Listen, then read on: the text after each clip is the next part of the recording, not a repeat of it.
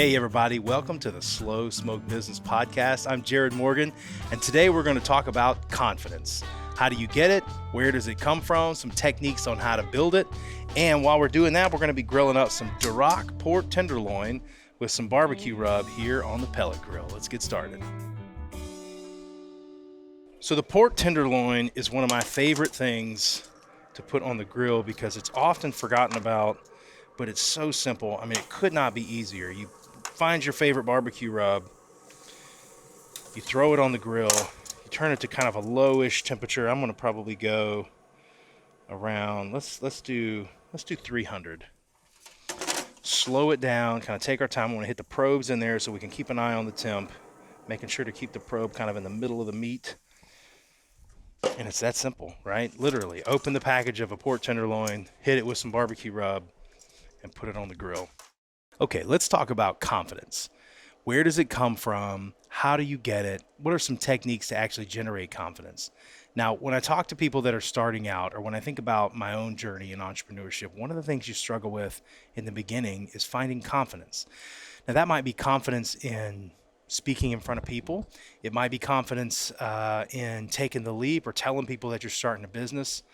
But wherever it is, if you lack that confidence, it's really going to be hard to get started and it's going to be hard to get effective. And so I want to share with you some stories about how I was able to generate some confidence, how I was able to kind of trick myself into being more confident and acting more confident. Now, one of the things you're going to have to do as an entrepreneur is you're going to have to speak in front of people. You might have to speak in front of thousands of people, or maybe just 2 or 3, but you're going to have to talk to people. People's focus is going to be on you. They're going to be listening, waiting for you to say the next thing. And it's hard to do that if you don't have confidence. And so very early in my career, I found myself in situations where I was being asked to present at a conference about this crazy webcam proctoring thing we were doing at ProctorU. And I get up in front of a room and it's a couple hundred people, right? And how do you navigate a situation like that? And so one of the things that I taught myself was to trick my brain into acting confident even when I wasn't confident. So think about it this way.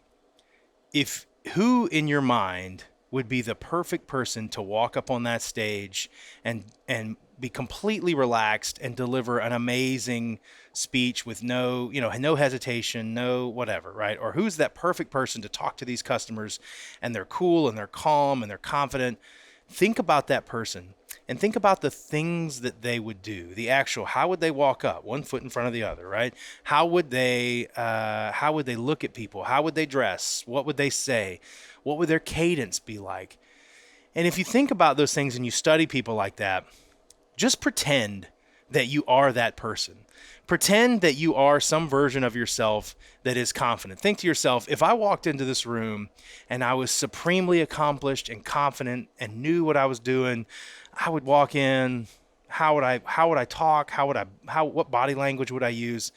And just do those motions, right? Even if you don't have the confidence, pretend that you do. And what you'll find after you do that for a little while is that you'll start to actually trick yourself into having confidence. You'll kind of look and you go, well, now wait a second. I just walked into this room when I should have been totally afraid. And I was afraid, but I looked at them. I spoke. I was confident. I walked out. I didn't look like an idiot. They didn't laugh at me. And suddenly the fake confidence starts to become real confidence.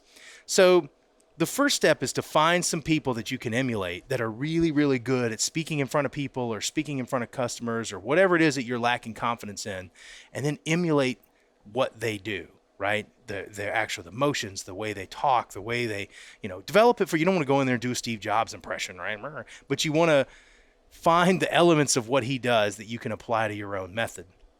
And if you're having trouble finding a role model, I actually think this is probably more effective than a role model.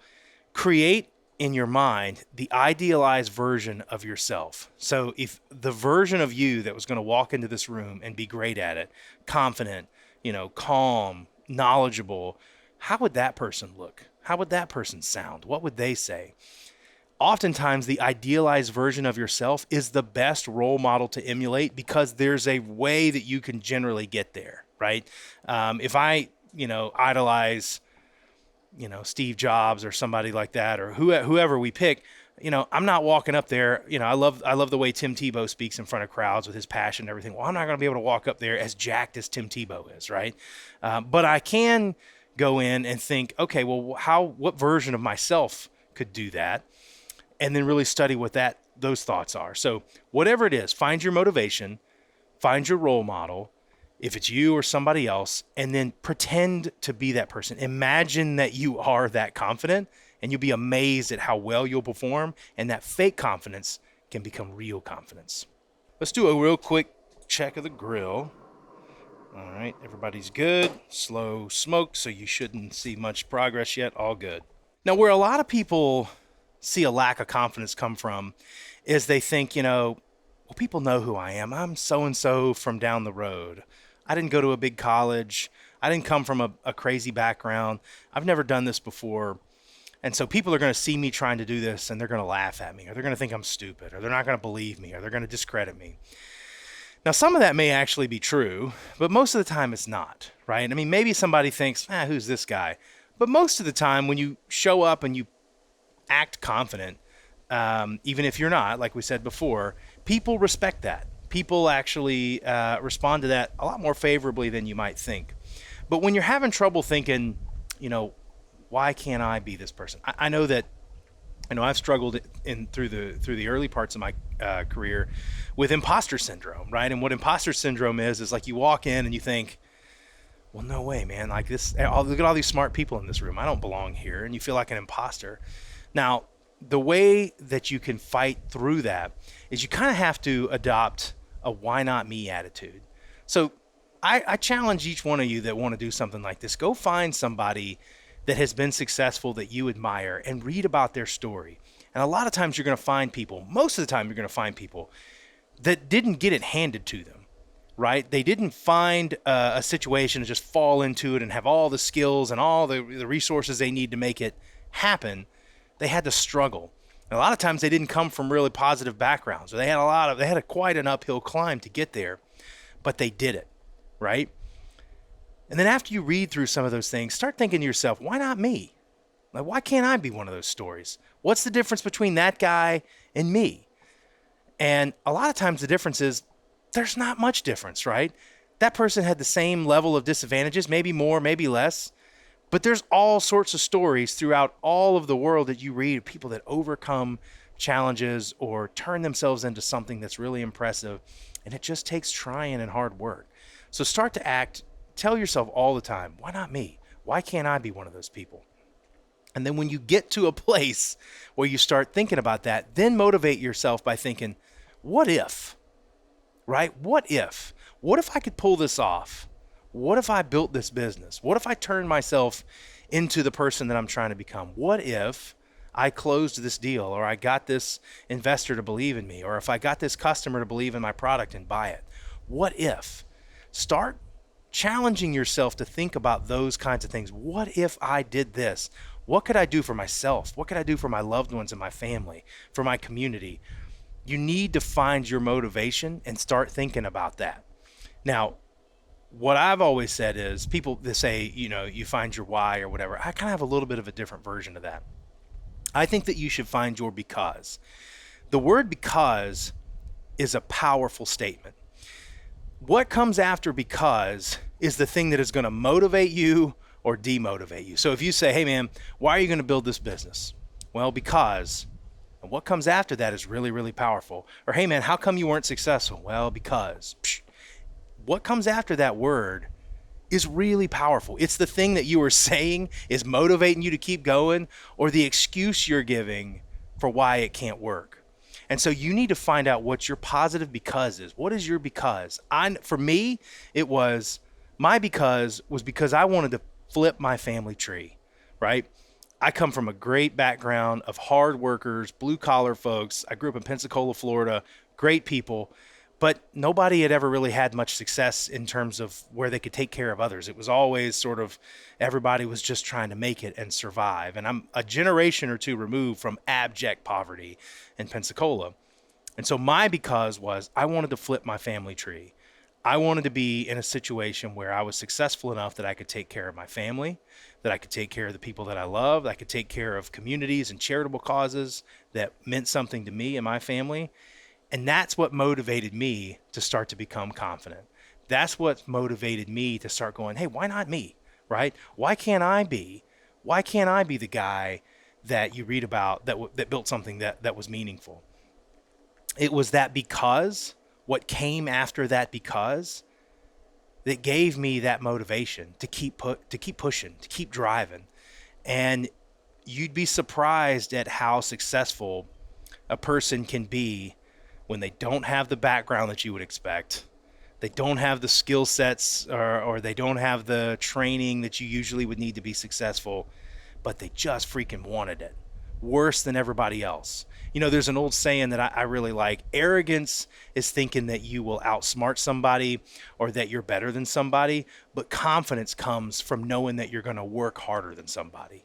Let me say it again. Arrogance is thinking you're going to outsmart somebody or just win by a birthright. But confidence comes from knowing that you're going to outwork somebody. So if you just can figure out that I'm going to figure it out, right? Why not me? I'm going to figure this challenge out ahead of me. Then you're going to start thinking, why not me? Then you're going to start thinking, what if I did all this? And you're going to be motivated by your because, right? I want to do this because blank. And once you get all that packaged up, get back to your imagination and say, all right, I'm going to pretend I'm confident here. If I was a person that it was me, when I say why not me, if I was a person that was motivated by something and I was actually helping out, they're doing these things that are motivating me, this is how I would act. This is how I would walk into the room. This is how I would talk. And then once you do that, you'll be amazed at what you can do at that point. It's one of my favorite things to tell people. That's where confidence comes from. You start to get in your head and figure these kinds of things out. All right, let's check on this pork one more time. Yeah, so it's starting to turn a little bit of color and dry up. And that's a sign that we're going, like I said, I'm going to be slow smoking this one. Now, one of the things I wanted to talk about was examples that aren't me. So there's a person that I work with that I think is incredibly talented. I'm not going to name that person because I didn't ask their permission to tell their story, but I'm going to tell their story in the abstract. This person has turned into an outstanding salesperson. Fantastic, can walk into any room and is genuine and can use their talents to really get down to the ideas that are going to make or break an opportunity and really move things forward. Just an incredible person. But while they've worked with me for a long time, in the early phases of working, this person really lacked a lot of basic business confidence. And so I remember them coming in and saying, hey, so so-and-so from such and such university just emailed us. I said, yeah. And they said, well, do you think I should call him or do you think I should email him? And I thought, what? And first of all, I said, like, if I have to tell you that, then, we've got a lot of work to do. You need to know that on your own. Don't, come to me with a suggested solution. Don't come to me and ask me what to do. And so I would say, like, instead what you should do is say, hey, if you're not sure, come in and say, hey, so-and-so emailed us. I think it's best if I call them before I email them. And then I'll say, yeah, sounds great. Rather than coming in and saying, hey, tell me what to do, right? And I watched this person take advice like that and then go way beyond what I was teaching them and study things like body language, study things like, sales techniques and how to win people's trust, and read lots of books on just the tactical, like body language, right? I mean, how to position your body, how to sit at a meeting with someone so that you don't look like you're hiding a secret. Right? How to sit in a meeting with someone so that it looks like you're on the same team, and that they subconsciously are more open to what you're saying because of the way. I mean, that may sound like some underhanded things, but again, it's not underhanded if you're not trying to trick them. We were trying to get them to understand something that they hadn't thought about before. And so in order to do that, you've got to be trustworthy. You got to be genuine, right? And so I watched this person go from a person that really lacked confidence to now when that person walks in the room, like, they command the whole room. And it was because they became a student of the game. They did the imagination tricks for sure, but they learned a lot of the motions and the things that they needed to do. by studying books of techniques and other people, right? So if you're looking to try to increase your confidence, if you find yourself lacking confidence, let's start with your because, right? Let's start with your because. Why are you trying to be successful? I want to do this thing because blank. Focus on that. Think about it. And if you don't really have a good answer to that, I challenge you to sit down and spend some time thinking about what your because is. The words after the word because are powerful because it's what's going to make you quit. It's what's going to make you push forward. So find your because. And then the next thing you're going to do is start to say, what if I did this, right? What if I was the guy? Why not me, right? Why not? You've got all these stories of all these successful people. Why not me? And once you adopt that attitude and you're motivated by your because, and you've studied other techniques that people have done, and you figured out this is what a person would look like if they were confident, then you walk into a room, you walk into your situation, and you pretend to be confident. And then that fake confidence will eventually turn into real confidence.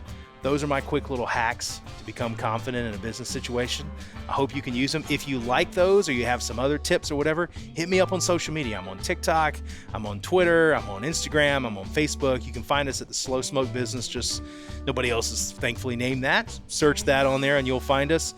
Make sure that you like this episode. Give us a 5-star rating. We really appreciate it. And we'll see you next time with the Slow Smoke Business Podcast.